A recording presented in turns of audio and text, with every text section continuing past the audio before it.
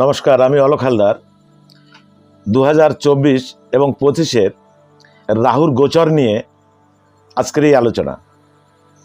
2024-25 এই রাহুর এই গোচর একটি এমন গুরুত্বপূর্ণ জ্যোতিষশাস্ত্রীয় ঘটনা যা ব্যক্তির জীবনকে পাল্টে দিতে পারে।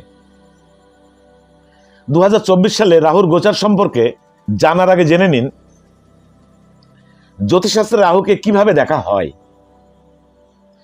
রাহু একটি ধীর গতিশীল গ্রহ এবং এটি প্রায় 18 মাস ধরে একটি রাশিতে থাকে। 2023-এ মীন রাশিতে গোচর করেছে এবং এরপরে এটি তার স্থান পরিবর্তন করবে এবং 2025 সালে কুম্ভ রাশিতে গোচর করবে। রাহুর পরিবর্তনের প্রভাব সারা বছর 12টি রাশিতে দেখা যাবে। বিশেষ করে এই ভিডিওতে আপনি জানতে পারবেন রাহুর গোচরের কারণে আপনার জীবনে কি কি পরিবর্তন আসতে পারে।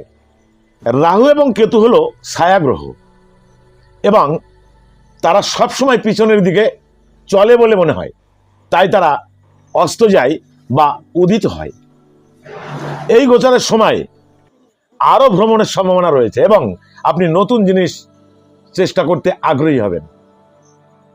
এই গোচর চলাকালীন সমস্ত জাতক বা জাতিকারা প্রচুর অর্থ উপার্জনের সুযোগ পাবে। যদিও এই গোচরের সময় কিছু স্বাস্থ্য সম্পর্কিত সমস্যার সম্ভাবনা রয়েছে, যেমন মানুষ এই সময়ে জলবাহিত রোগের শিকার হতে পারে। এই সময়ে জলবাহিত রোগের শিকার হতে পারে।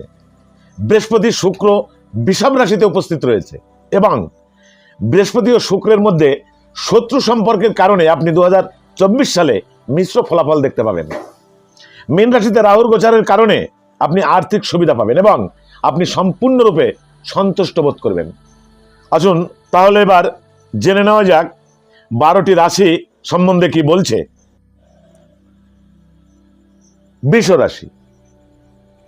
রাহু গোচর 2024-25 বলছে যে রাহু আপনার চন্দ্র রাশিতে থেকে একাদশভাবে বসে আছে, যা আপনার জন্য আর্থিক লাভের পথ তৈরি করেছে।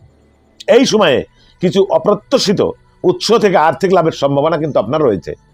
রাহুর গোচরের প্রভাবে আপনি আপনার ইচ্ছা পূরণের যথেষ্ট সুযোগ এবং সন্ধান পাবেন। এই সময়ের মধ্যেই অত্যন্ত সন্তুষ্ট এবং খুশি বোধ করবেন। এই সময়ে আপনি আগের চেয়ে অনেক বেশি অর্থ সঞ্চয় করতে সক্ষম হবেন। আপনি কিছু বিদেশি উৎস থেকে সুবিধা পেতে পারেন এবং বাজি বাজারে আপনার আগ্রহ বাড়তে পারে। রাহুর গোচরের সময় আপনার উন্নতির গতি খুব দ্রুত হতে চলেছে। আপনি কোনো নতুন বিনিয়োগও করতে পারেন এবং কোনো নতুন সম্পত্তি কেনার কথাও আপনি ভাবতে পারেন। তাই 2024 এবং 25 সালে আপনার ভাই ও বোনদের কাছ থেকে সম্পূর্ণ সমর্থন পাবেন। আপনাকে দীর্ঘ যাত্রায় যেতে হতে পারে, তবে ভালো জিনিস হলো এই ভ্রমণগুলি আপনাকে সাফল্য এবং অগ্রগতি দিতে সাহায্য করবে। সুধীমণ্ডলী, আমি বৃষ রাশি নিয়ে বললাম। কোনো বিষয়ে মতামত থাকলে সরাসরি আমাকে ফোন করুন এবং সকলেই সুস্থ থাকুন এবং ভালো থাকুন। নমস্কার।